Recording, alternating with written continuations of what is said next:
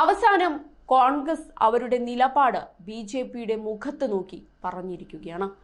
രാമക്ഷേത്ര പ്രതിഷ്ഠാ ചടങ്ങിൽ പങ്കെടുക്കാൻ തങ്ങളെ കിട്ടില്ലെന്നറിയിച്ചിരിക്കുകയാണ്. ഇതോടെ പങ്കെടുക്കുമെന്ന് പറഞ്ഞ കോൺഗ്രസ് നേതാക്കളും ശരിക്കും പെട്ടിരിക്കുകയാണ്.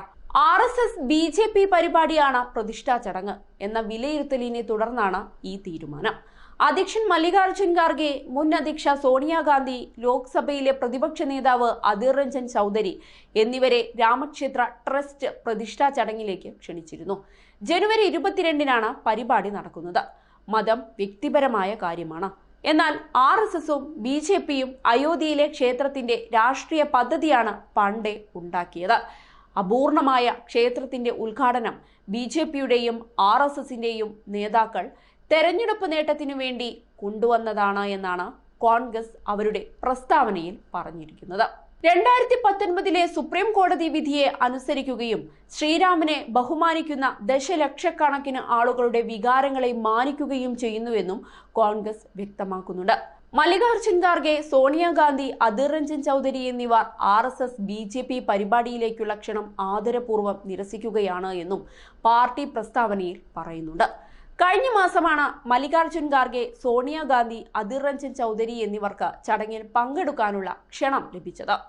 കോൺഗ്രസ് രാമക്ഷേത്ര പ്രതിഷ്ഠാ ചടങ്ങിൽ പങ്കെടുക്കരുത് എന്ന് ഇന്ത്യ മുന്നണിയിലെ വിവിധ കക്ഷികൾ ആവശ്യപ്പെട്ടിരുന്നു. CPM, CPI, തൃണമൂൽ കോൺഗ്രസ് തുടങ്ങിയ പ്രതിപക്ഷ കക്ഷികൾ ക്ഷണം നേരത്തെ തന്നെ നിരാകരിച്ചിരുന്നു.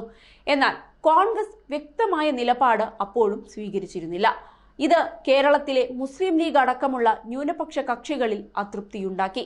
ദക്ഷിണേന്ത്യയിലെ കോൺഗ്രസ് നേതാക്കൾക്ക് രാമക്ഷേത്ര ചടങ്ങ് പാർട്ടി ബഹിഷ്കരിക്കണം എന്ന നിലപാട് തന്നെയായിരുന്നു. എന്നാൽ ഉത്തരേന്ത്യയിൽ നേതൃത്വത്തിന് വിപരീത നിലപാടായിരുന്നു ഉണ്ടായിരുന്നത്. പല നേതാക്കളും കോൺഗ്രസ് ചടങ്ങിൽ പങ്കെടുക്കണമെന്ന് വ്യക്തമാക്കുകയും ചെയ്തിരുന്നു. അതേസമയം തന്നെ അയോധ്യ രാമക്ഷേത്ര പ്രതിഷ്ഠാ ദിനം കേരളത്തിൽ വിപുലമായി ആഘോഷിക്കാനാണ് കേരള BJP ഘടകത്തിന്റെ തീരുമാനം.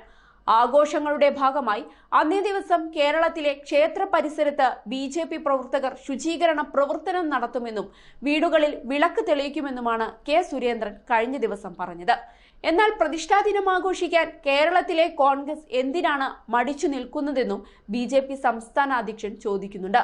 പ്രതിഷ്ഠാ ദിനം കർണാടക കോൺഗ്രസ് ആഘോഷിക്കാൻ തീരുമാനിച്ചു. UPയിലും മധ്യപ്രദേശിലും കോൺഗ്രസ് ഇത് തന്നെ ചെയ്യുന്നു. കേരളത്തിലെ കോൺഗ്രസ് എന്ത് പരിപാടിയാണ് അയോധ്യ രാമക്ഷേത്ര പ്രതിഷ്ഠാ ദിനത്തിൽ ആസൂത്രണം ചെയ്യുന്നത്? ഉന്നത കോൺഗ്രസ് നേതാവ് കേരളത്തിലെ MP ആണെന്നും സുരേന്ദ്രൻ ചൂണ്ടിക്കാട്ടുന്നുണ്ട്.